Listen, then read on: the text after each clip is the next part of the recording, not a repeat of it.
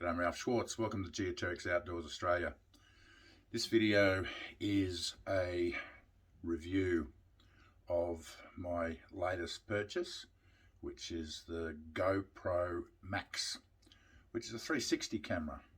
You may have already seen some of the videos going up on the channel that I've shot with this. One was a hike up at Mount Stillwell, and the other one was the bike ride around Lake Ginninderra, taken with this camera.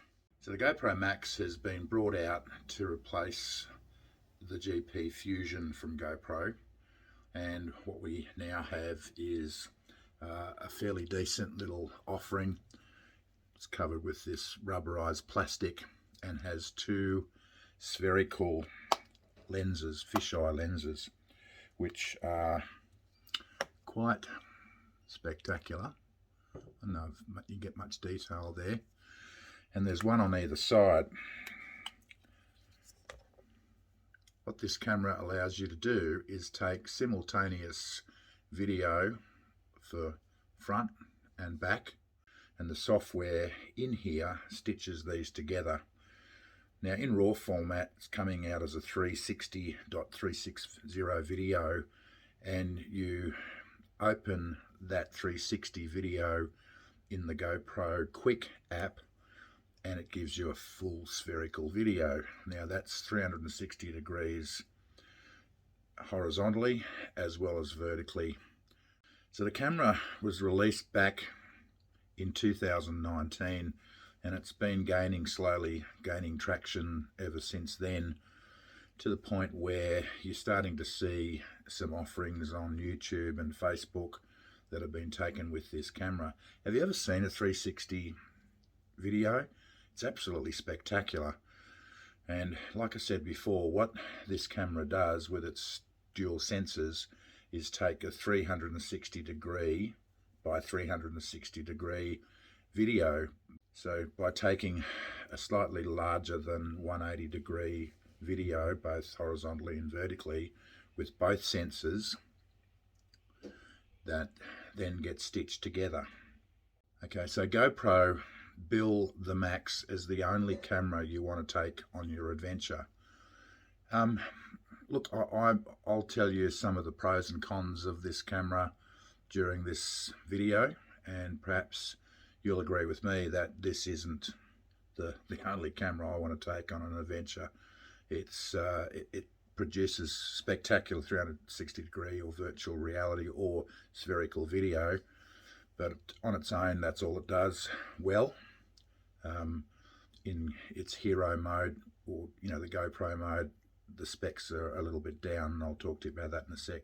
So GoPro have released this to replace the GoPro GP Fusion, and it's the Insta360's only real competition in this price bracket anyway. So it has dual Sony IMX 577 modules, and those sit behind the lenses. The image processing is done through the GoPro GP1 chipset, which is their proprietary chipset. And the other components that you would see in the back of this are ones you'd be familiar with: Samsung, Cortex, Bosch, Qualcomm, and like I said, Sony. It's not in the scope of this video to give you those sorts of details.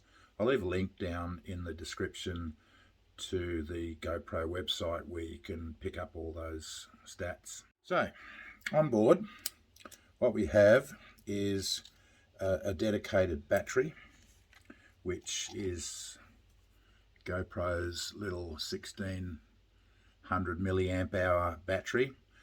Incidentally, with this GoPro, I bought a spare battery, which is in this little dual charger here, and the dual charger. I thought that was particularly good value because GoPro is billing this battery as good for 80 minutes. I've tried it, and I estimate around 45 to 50 minutes with full 360 video.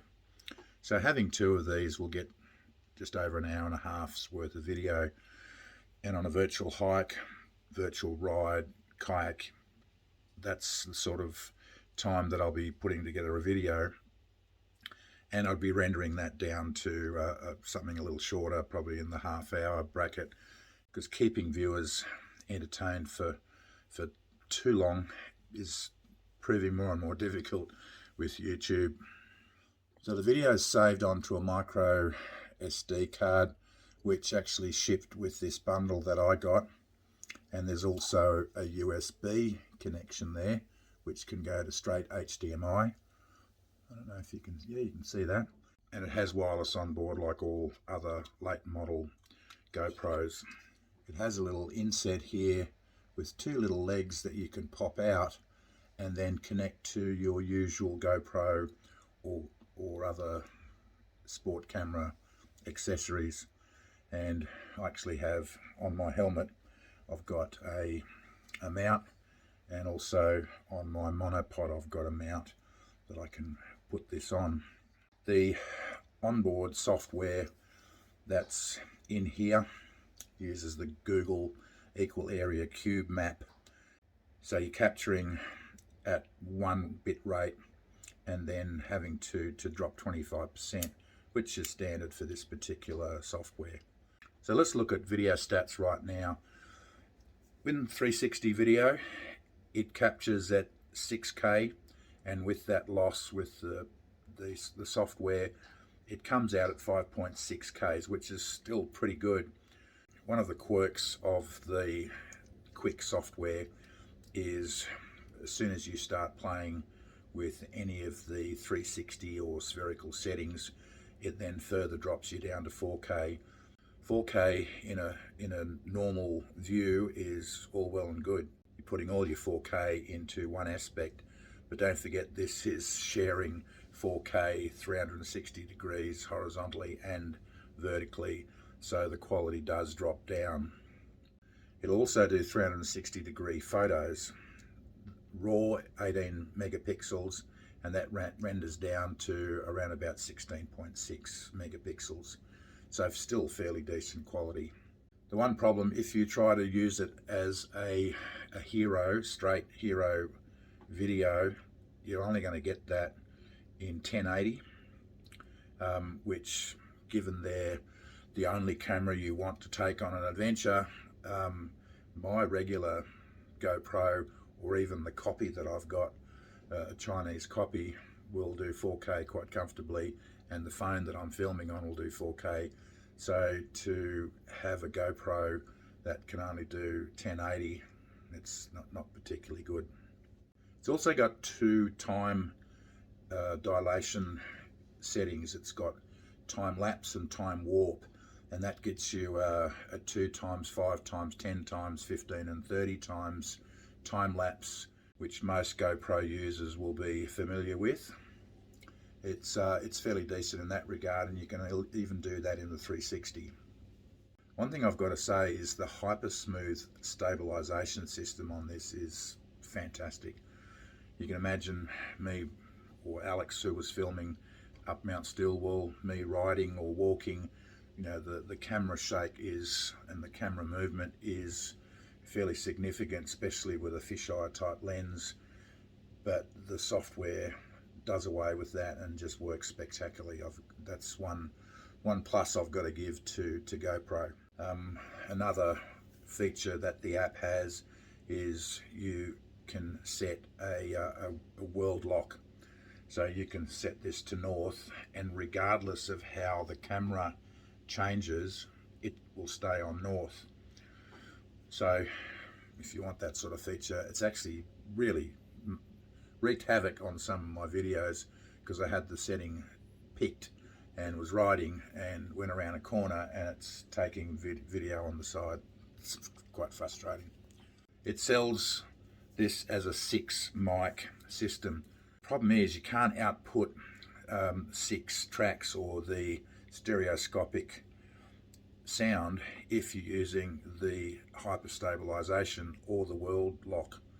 So if you want video that's all over the place but great sound, that's you're not going to be able to do all of them together.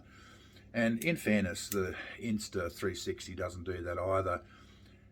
The only 360 cameras that actually do it all some of the Insta Pro cameras, and their starting price is around about the 8,500 Australian dollars. So I think we just put up with it and have regular sound. All right, so pros and cons. Pros: 360 video, 5.6K, great output. What's another one? The 6 microphones, if that's what you wanted to do. The image stabilization, the little inset feet here that will work with most of GoPro accessories, and just I guess the novelty of having a 360 video camera and being able to put out a 360 or spherical video is just, it's really starting to take off. And this is part of the trajectory of where I want my channel to go, is to have virtual hikes in addition to videos that I do in, say, the Walks of Canberra series or any sort of walks that I do. I'd like to put a 360 video side by side with that. We'll see how that goes and see how long I can keep that up for. So a couple of the cons are the stitch lines that you get. So clearly this geometry here, they aren't back to back. They're capturing slightly past 180 degrees, but the body of the camera is being edited out of the shot all the way around. So the stitching that you get in the output from the software, there's actually a very distinct line, and at times when you look straight up you can see a little swirling vortex, which is actually a cool little feature if that's what you want. But if you're trying to keep your video pretty straight and standard, that's an annoying feature. As I said earlier, in hero mode, only being able to output in 1080 is frustrating. Given GoPro's professionalism in this area, just that little bit extra would have been then worth saying this is the only camera you need. That's actually very frustrating, so I've actually got to take at least 2 cameras with me. The other thing too is the lenses are fairly poor quality. They capture great footage. I'm just trying to get this in focus, but from what I understand from other users who have posted reviews, they scratch. You just got to look at them and they scratch. The beauty is that GoPro have released these little protectors. Thankfully, GoPro had the foresight to ship this standard with a little carry case, and inside the carry case there are 2 of these, which it suggests on one part of the paperwork I've got here that they should be used underwater, and on the other part suggests not waterproof, so don't use them. So I don't really understand what that's about. Maybe I'm misreading something, or I've got to do some more research. So there you have it, pros and cons and what makes this thing tick. I'm going to bring out a video on actually how to produce a 360 video, because it isn't just straightforward like take the video, put it, and then bring it into your editing software. You've got to output it through the 360 app, which is the GoPro Quick. Then you've got to bring it into an editing software, and then if you haven't got absolute top end of the market editing software, when you output your video, which you actually can't see as a decent view, you've got a very narrow 2:1 format.